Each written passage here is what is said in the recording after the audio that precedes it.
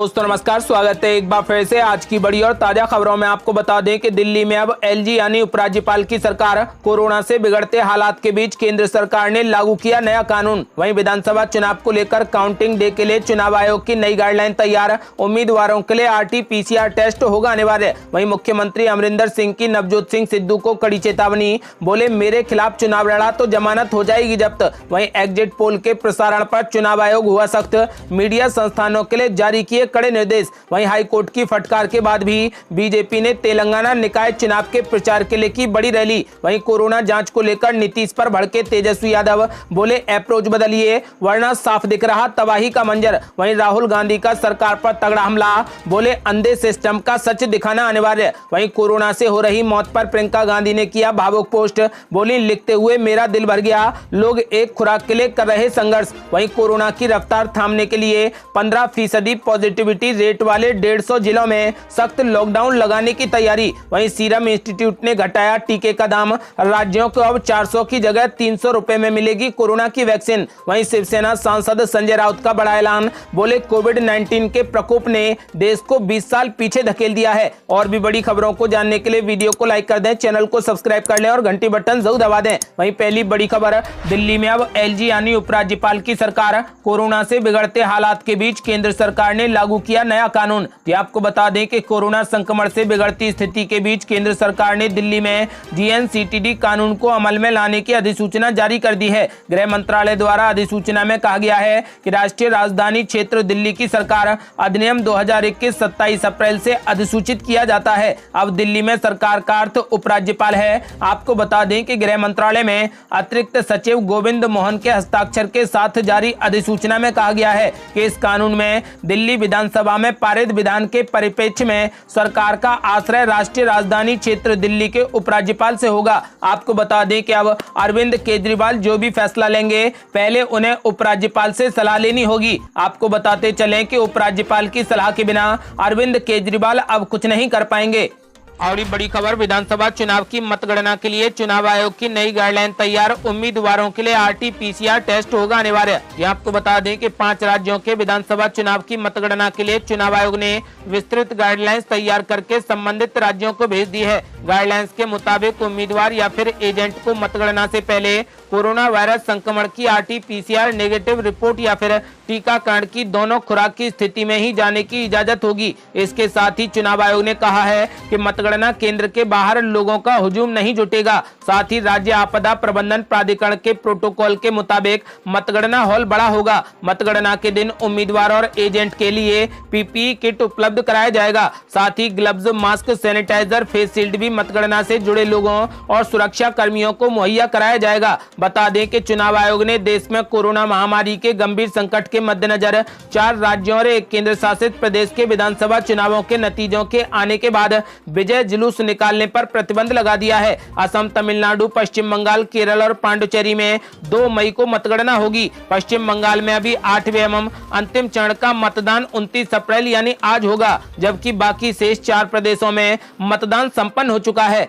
और ये बड़ी खबर, मुख्यमंत्री अमरिंदर सिंह की नवजोत सिंह सिद्धू को कड़ी चेतावनी, बोले मेरे खिलाफ चुनाव लड़ा तो जमानत हो जाएगी जब्त। ये आपको बता दें कि पंजाब में अगले साल विधानसभा चुनाव होने हैं। ऐसे में राज्य के मुख्यमंत्री कैप्टन अमरिंदर सिंह और पूर्व मंत्री नवजोत सिंह सिद्धू के बीच में तनातनी का दौर जारी है। मुख्यमंत्री अमरिंदर सिंह ने नवजोत सिंह सिद्धू को कड़ी चेतावनी दी है कि अगर वे उनके खिलाफ चुनाव में खड़े होते हैं तो जमानत जब्त हो जाएगी। मुख्यमंत्री ने पूर्व क्रिकेटर को पटियाला सीट से चुनाव लड़ने की चुनौती दी है। हालांकि इस पर नवजोत सिंह सिद्धू ने भी पलटवार किया है। मुख्यमंत्री अमरिंदर सिंह ने एक चैनल को दिए इंटरव्यू में कहा कि मैं नहीं जानता कि वो कहां जाएंगे या कौन सी पार्टी में शामिल होंगे। अकाली दल उनसे नाराज है और बीजेपी उन्हें स्वीकारेगी नहीं, तो संभावनाएं आपकी हैं। अगर वो मेरे खिलाफ पटियाला से चुनाव लड़ना चाहते हैं तो उनका हाल भी जनरल JJ सिंह जैसा होगा, जिनकी जमानत जब्त हो गई थी। इधर नवजोत सिंह सिद्धू ने भी ट्वीट के जरिए मुख्यमंत्री अमरिंदर सिंह पर तगड़ा हमला हमला बोला है। उन्होंने कहा कि पंजाब की अंतरात्मा को पटरी से उतारने के प्रयास विफल हो जाएंगे। मेरी आत्मा पंजाब है और पंजाब की आत्मा गुरु ग्रंथ साहिब जी हैं। हमारी लड़ाई न्याय और दोषियों को दंडित करने के लिए है। एक विधानसभा सीट इस तरीके से चर्चा करने के भी लायक नहीं है। सिद्धू ने साल 2019 में कैबिनेट से इस्तीफा दे दिया था। इस दौरान दोनों नेताओं के बीच में काफी बयानबाजी हुई थी। आपको बता दें कि एक बार फिर से नवजोत सिंह सिद्धू पर मुख्यमंत्री अमरिंदर सिंह ने तगड़ा हमला बोला है और कहा है कि यदि नवजोत सिंह सिद्धू मेरे खिलाफ चुनाव लड़ते हैं तो उनकी जमानत जब्त हो जाएगी। और बड़ी खबर, एग्जिट पोल के प्रसारण पर चुनाव आयोग हुआ सख्त, मीडिया संस्थानों के लिए जारी किए कड़े निर्देश। ये आपको बता दें कि आज पश्चिम बंगाल के 8वें और आखिरी चरण के चुनाव हैं और आखिरी चरण के चुनाव से पहले एग्जिट पोल को लेकर चुनाव आयोग ने कड़े दिशा निर्देश जारी कर दिए हैं। आयोग की ओर से जारी दिशा निर्देश के मुताबिक कोई भी चैनल या फिर मीडिया संस्थान आज शाम 7:30 बजे से पहले चुनावी एग्जिट पोल को प्रसारित नहीं कर सकता है। बता दें कि आज ही पश्चिम बंगाल, केरल, पांडुचेरी, असम और तमिलनाडु के लिए एग्जिट पोल जारी किए जाएंगे। चुनाव आयोग ने कहा कि पश्चिम बंगाल में 8वें चरण के मतदान होने के तुरंत बाद ही एग्जिट पोल प्रसारित नहीं किए जाएंगे। पोल आज शाम 7:30 बजे ही जारी किए जाएंगे। इसके अलावा एक और अन्य आदेश में चुनाव आयोग ने परिणाम के दिन विजय जुलूस निकालने पर पूरे तरीके से रोक लगा दी है। चुनाव आयोग ने यह फैसला सुनाया था और भाजपा ने इस फैसले का स्वागत किया था। चुनाव आयोग ने कहा कि परिणाम वाले दिन कोई भी राजनीतिक पार्टी विजय जुलूस या फिर रैली नहीं निकालेगी। कोरोना के बढ़ते मामलों के बीच ये बड़ा फैसला लिया गया है। यदि आप भी इस फैसले से खुश हैं तो इस वीडियो को लाइक कर अपनी राय हमें कमेंट बॉक्स में जरूर दें। और बड़ी खबर, हाई कोर्ट की कड़ी फटकार के बाद भी बीजेपी ने तेलंगाना निकाय चुनाव के प्रचार के लिए की बड़ी रैली। ये आपको बता दें कि कोविड-19 की खौफ पैदा करने वाली दूसरी लहर भी चुनावी रैलियों को लेकर जोश को कम नहीं कर पाई है। तेलंगाना राज्य में 7 शहरी निकायों के चुनाव प्रचार के आखिरी दिन भारतीय जनता पार्टी ने भारी भीड़ से भरी रैलियों की फोटो ट्वीट किए हैं। हालांकि सोशल मीडिया यूजर्स की तीखी आलोचना के बाद इन पोस्ट को डिलीट कर दिया गया। तेलंगाना राष्ट्र समिति और कांग्रेस सहित अन्य पार्टियां भी कोविड प्रोटोकॉल की अनदेखी करते हुए चुनाव प्रचार कर रही हैं। बीजेपी को पिछले साल तेलंगाना में दिसंबर में निकाय चुनावों में बृहद स्तर पर प्रचार के लिए भी उस समय काफी आलोचना का सामना करना पड़ा था, जब पार्टी ने अमित शाह, जेपी नड्डा और यूपी के मुख्यमंत्री योगी आदित्यनाथ के रोड शो किए थे। लेकिन 30 अप्रैल को होने वाले स्थानीय निकाय चुनाव के लिए पार्टी एक बार फिर से बड़े स्तर पर प्रचार में जुटी है। आपको बता दें कि वारंगल म्युनिसिपल कॉर्पोरेशन चुनाव के लिए बीजेपी के प्रचार की अगुवाई राज्य इकाई के अध्यक्ष बांदी संजय कर रहे हैं। उन्होंने एक मीटिंग में कहा कि बीजेपी का झंडा वारंगल में ऊंचा लहराना चाहिए। आपको बता दें कि फिलहाल बीजेपी नियमों का उल्लंघन कर रही है और हाईकोर्ट की कड़ी फटकार के बाद भी बीजेपी ने तेलंगाना निकाय चुनाव के प्रचार के लिए तगड़ी रैली निकाली है। और बड़ी खबर, कोरोना जांच को लेकर नीतीश कुमार पर जमकर भड़के तेजस्वी यादव, बोले अप्रोच बदलिए वरना साफ दिख रहा तबाही का मंजर। ये आपको बता दें कि बिहार में कोरोना वायरस हालातों को लेकर विपक्ष के नेता तेज रफ्तार तेजस्वी यादव ने मुख्यमंत्री नीतीश कुमार के लिए एक के बाद एक कई ट्वीट कर मौजूदा हालातों पर चिंता जाहिर की है। साथ ही उन्होंने कोरोना के प्रति नीतीश सरकार के व्यवहार को भी सवालों के घेरे में खड़ा कर दिया है। तेजस्वी यादव ने लिखा कि कोरोना के केस लोड कम दिखाने के चक्कर में आप बिहार का नुकसान कर रहे हैं। राज्य में वायरस की चेन तेजी से बढ़ती जा रही है। उन्होंने कहा कि कम मामले दिखाने के कारण केंद्र से oxygen, vaccine, remdesivir injection, oxygen concentrator और वेंटिलेटर इत्यादि अन्य जरूरी सहायता भी नहीं मिल पा रही। आपको बता दें कि उन्होंने कहा है कि आप कुछ बोल भी नहीं रहे। तेजस्वी यादव ने मुख्यमंत्री नीतीश कुमार से पिछले साल वाली गलती नहीं दोहराने की अपील करते हुए कहा कि पिछले साल जैसी गलती दोबारा मत दोहराइए। आपको बता दें कि मुख्यमंत्री नीतीश कुमार पर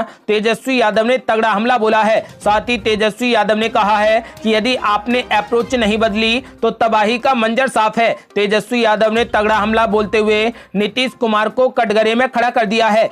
और बड़ी खबर, राहुल गांधी का मोदी सरकार पर तगड़ा हमला, बोले अंधे सिस्टम का पूरा सच दिखाते चलो। ये आपको बता दें कि देश में कोरोना संक्रमण के बढ़ते मामलों के बीच कांग्रेस नेता राहुल गांधी ने केंद्र की मोदी सरकार पर तगड़ा हमला बोला। राहुल गांधी ने कहा कि एक दूसरे की सहायता करते आम जन दिखाते हैं कि किसी का दिल छूने के लिए हाथ छूने की जरूरत नहीं है। मदद का हाथ बढ़ाते चलो, इस अंधे सिस्टम का पूरा सच दिखाते चलो। इससे पहले कांग्रेस के पूर्व अध्यक्ष राहुल गांधी ने देश में कोरोना वायरस संक्रमण के के खिलाफ मुफ्त टीकाकरण की पैरवी करते हुए कहा कि भारत को भाजपा के सिस्टम का शिकार नहीं बनाया जाए। उन्होंने ट्वीट किया और कहा कि चर्चा बहुत हो चुकी, अब देशवासियों को वैक्सीन मुफ्त मिलनी चाहिए। आपको बता दें कि राहुल गांधी मोदी सरकार पर तगड़े हमलावर हैं। वहीं राहुल गांधी ने आरोप लगाया है कि केंद्र सरकार की फर्जी छवि को बचाने के लिए कोरोना महामारी से जुड़े सच को छिपाया जा रहा है और मौतों का आंकड़ा कम बताया जा रहा है। उन्होंने कहा कि सिस्टम पूरे तरीके से फेल हो गया है। आपको बता दें कि प्रधानमंत्री नरेंद्र मोदी पर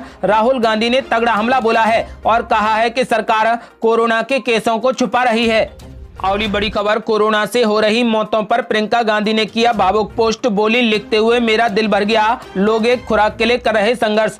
आपको बता दें कि कोरोना संक्रमण के चलते देश में रोजाना 2000 से ज्यादा लोग दम तोड़ रहे हैं और पिछले 24 घंटे में ही कोरोना वायरस के 3,60,000 नए मामले सामने आए हैं। हालात ऐसी डरावनी हो चुकी है कि राजधानी के शमशान में चिताओं के दाह संस्कार के लिए 20 घंटों का लंबा इंतजार करना पड़ रहा है। देश के बाकी हिस्सों में भी हालात कुछ अलग नहीं है। इस बीच कांग्रेस महासचिव प्रियंका गांधी वाड्रा ने केंद्र सरकार पर कोरोना महामारी से निपटने को लेकर लोगों को निराश करने का आरोप लगाया। प्रियंका गांधी ने कहा कि संकट के इस दौर में लोगों को एक दूसरे के साथ खड़े रहना चाहिए तथा पूरा सहयोग करना चाहिए। उन्होंने फेसबुक पर एक भावुक पोस्ट में कहा कि ये पोस्ट लिखते हुए मेरा दिल भर गया। मैं जानती हूं कि कई लोगों ने पिछले कुछ हफ्तों में अपने प्रियजन को खोया है तथा कई लोग जीवन के लिए संघर्ष कर रहे हैं। प्रियंका गांधी ने कहा कि पूरे देश में लोग ऑक्सीजन, चिकित्सा सेवा और जीवन रक्षक दवाओं की एक-एक खुराक के लिए संघर्ष कर रहे हैं। आपको बता दें कि प्रियंका गांधी वाड्रा ने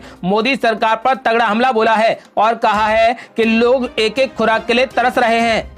अगली बड़ी खबर, कोरोना की रफ्तार थामने के लिए 15% पॉजिटिविटी रेट वाले 150 जिलों में सख्त लॉकडाउन लगाने की तैयारी। यहां आपको बता दें कि कोरोना की बढ़ती रफ्तार को देखते हुए देश के कई जिलों में लॉकडाउन लगाया जा सकता है। केंद्र सरकार ने इस संदर्भ में एक प्रस्ताव भी तैयार किया है जिसमें राज्यों से कहा गया है कि अत्यधिक संवेदनशील जिलों में सख्त लॉकडाउन लगाया जाना चाहिए ताकि संक्रमण को फैलने से रोका जा सके। हालांकि केंद्र ने अत्यावश्यक सेवाओं को लॉकडाउन से छूट देने की बात भी कही है। बता दें कि देश में कोरोना के मामलों में लगातार इजाफा होता जा रहा है। टाइम्स ऑफ इंडिया की रिपोर्ट के अनुसार स्वास्थ्य और परिवार कल्याण मंत्रालय ने प्रस्ताव में कहा है कि यदि जल्द ही संबंधित जिलों में लॉकडाउन नहीं लगाया गया तो संक्रमण के मामले और तेजी से बढ़ सकते हैं। प्रस्ताव में ऐसे 150 जिलों में लॉकडाउन लगाने का सुझाव दिया गया है जहां पर 15% से ज्यादा पॉजिटिविटी रेट है। केंद्र ने कहा है कि इन जिलों में जरूरी सेवाओं में छूट देकर लॉकडाउन लगाना होगा, अन्यथा स्वास्थ्य प्रणाली पर बहुत ज्यादा बोझ पड़ सकता है। आपको बता दें कि अब जल्दी ही लॉकडाउन लागू किया जा सकता है।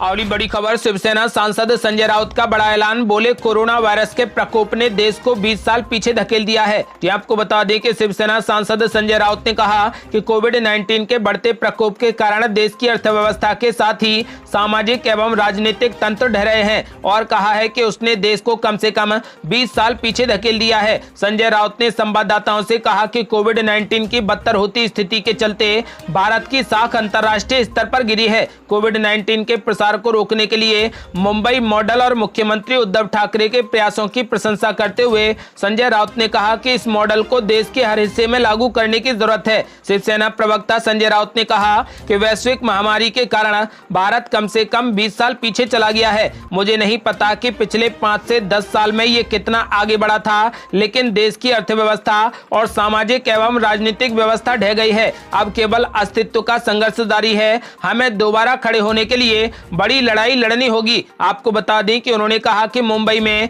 मामले लॉकडाउन लगाने की वजह से घटे हैं और कहा है कि स्थिति को नियंत्रण में लाने के लिए हर वक्त प्रयास किए जा रहे हैं। संजय राउत ने कहा कि इस कोरोना वायरस के प्रकोप ने देश को 20 साल पीछे धकेल दिया है। अगली बड़ी खबर, कांग्रेस को लगा बड़ा झटका। कांग्रेस के पूर्व मुंबई अध्यक्ष एकनाथ गायकवाड़ का कोरोना से निधन। यह आपको बता दें कि कांग्रेस के पूर्व सांसद और मुंबई पूर्व अध्यक्ष एकनाथ गायकवाड़ का कोरोना की वजह से निधन हो गया। एकनाथ गायकवाड़ महाराष्ट्र की शिक्षा मंत्री वर्षा गायकवाड़ के पिता थे। उनका मुंबई के ब्रीच क्रेडी अस्पताल में कोरोना का इलाज चल रहा था, जहां उन्होंने अंतिम सांस ली। एकनाथ गायकवाड़ एक पूर्व सांसद मुंबई कांग्रेस के अध्यक्ष के रूप में जाने जाते थे। महाराष्ट्र में कांग्रेस को आगे ले जाने में उनका महत्वपूर्ण योगदान था। गायकवाड़ का अचानक जाना मुंबई प्रदेश कांग्रेस के लिए एक बड़ा झटका है।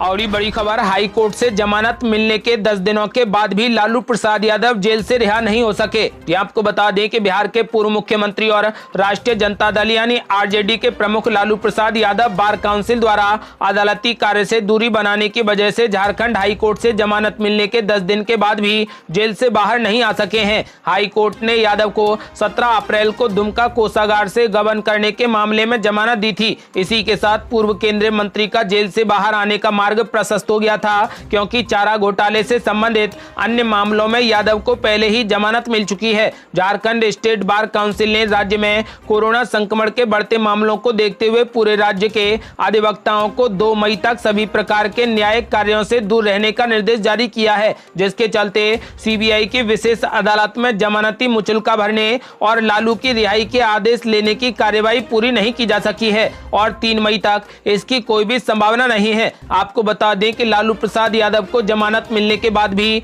वो अभी जेल से बाहर नहीं आए हैं। आपको बता दें कि 3 मई से पहले वो जेल से बाहर नहीं आ सकेंगे।